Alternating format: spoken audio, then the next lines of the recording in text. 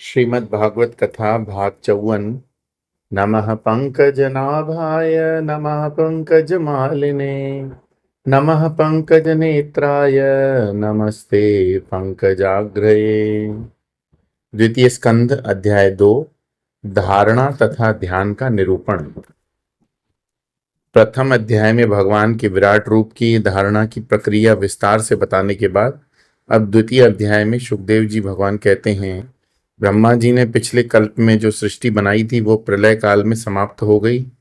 नए कल्प में उन्होंने फिर सृष्टि बनानी थी, लेकिन उनकी स्मृति नष्ट हो गई। इसलिए उन्हें समझ में नहीं आ रहा था कि सृष्टि की रचना किस प्रकार करें। तब उन्होंने इस प्रकार तप किया, फिर उनको पूरा ज्ञान प्राप्त हो गया, सृष्टि करने में सफल हुए। तात्पर्य यह हुआ, जब तक इस प्रकार तप नहीं करते तब तक हम परिच्छिन्न उपाधि का त्याग कर परिपूर्ण की ओर जाने के योग्य नहीं बनते। इसके पश्चात शुक्राचार्य जी बताते हैं, हमारे वेदों में बड़ा रंगीला वर्णन है, ऐसा करोगे तो ऐसा मिलेगा। हम स्वर्ग आदि के इन्हीं वर्णनों में फंस जाते हैं, उसके मूल प्रयोजन पर दृष्टि ही नहीं जाती। प्रयोजन समझ में न आने की से अपनी वासनाओं के कारण मनुष्य इस जगत में भिन्न भिन्न वस्तुओं में भटकता रहता है, क्योंकि वह माया के अंधकार में ही सोया हुआ है। जो समझदार साधक है वो इस जगत में उतना ही उतरता है जितना आवश्यक है। यदि प्रमत्त होकर रहेंगे तो जीवन भर परिश्रम करते रहेंगे और दुखी रहेंगे। वेदों में वर्णन आता है कि ऐसा करोगे तो नरक में जाओगे, ऐसा करोगे तो स्वर्ग में जाओगे, वहां अप्सराएं मिलेंगी, भोग मिलेंगे। ये सब बताने का मूल प्रयोजन है कि हम गलत कार्यों से उपरत होंगे और अच्छे कार्यों में लगे रहेंगे।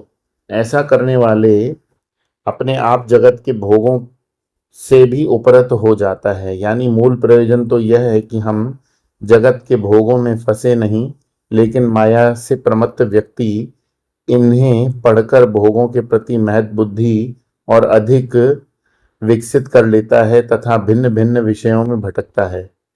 फिर एक स्थिति आती है, वह इनसे उपरत हो ही नहीं पाता। इसलिए सुखदेव जी कहते हैं कि समझदार व्यक्ति को संसार में उतना ही जाना चाहिए जितने से वह आसानी से निकल सकें। मान लीजिए कि हमें नदी में गिरे हुए किसी व्यक्ति को बचाना है, तो पहली आवश्यकता तो यह देखने की है कि हम अपने आप को बचा सकते हैं या नहीं। यदि वह हुआ गेंडा मार का और हम हुए अगरबत्ती मार का, और हमारे मन में उस बेचारे के प्रति दया का उबाल आ गया, तो हमने अपना हाथ उसकी ओर बढ़ा दिया, तो हम उसे खींचेंगे कि वह हमें खींचेगा?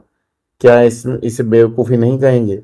अतः महत्व की बात है कि संसार में उतने ही जाओ कि अपने आप को बचा सको। ये बात समझ में नहीं आती तो क्या होता है, इसकी केरल में एक कहानी प्रचलित है। एक नंबूदरी को पता चला कि शेर की रीढ़ की हड्डी लचीली नहीं होती, सीधी होती है, इसलिए वह मुड़ नहीं पाता। उसने पीछे जाकर शेर की दुम पकड़ ली। शेर मुड़कर तो काट नहीं सकता, लेकिन काटने की कोशिश में घूम रहा था। नंबूदरी भी उसके पीछे पीछे घूम रहा था। अब उसके सामने समस्या यह हो गई कि कब तक उसे पकड़े पकड़े घूमता रहे।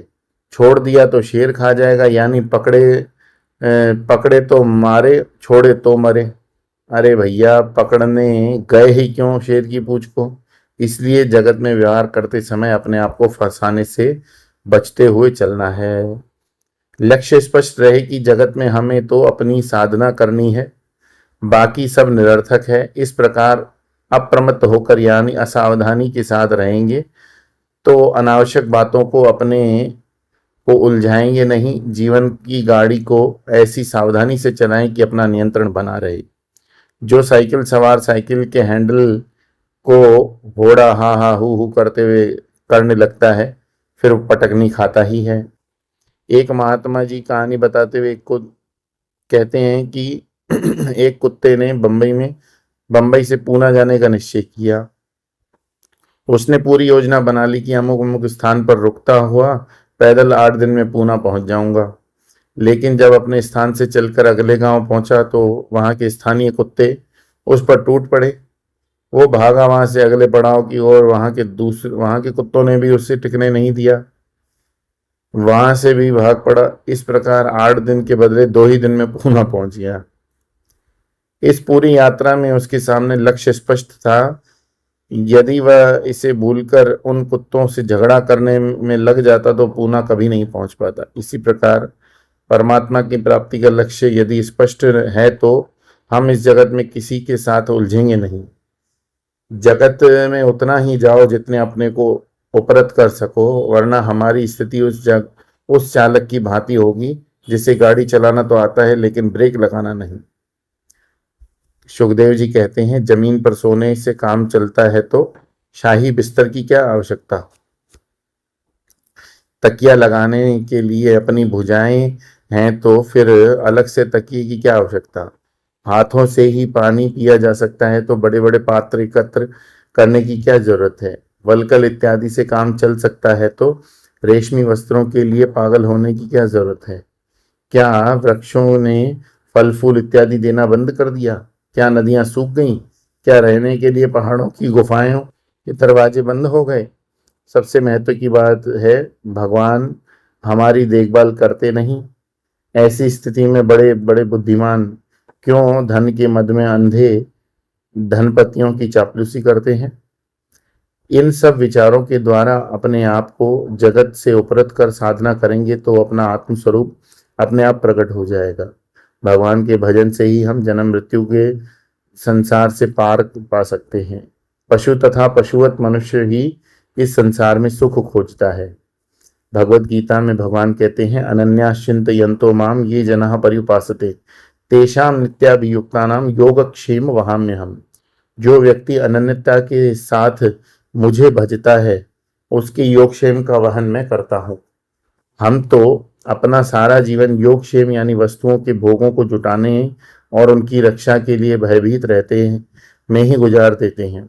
यदि इन दोनों चिंताओं से हम अपने को मुक्त कर सकें तो समझना कि भगवान के प्रति हमारा समर्पण पूरा हो गया।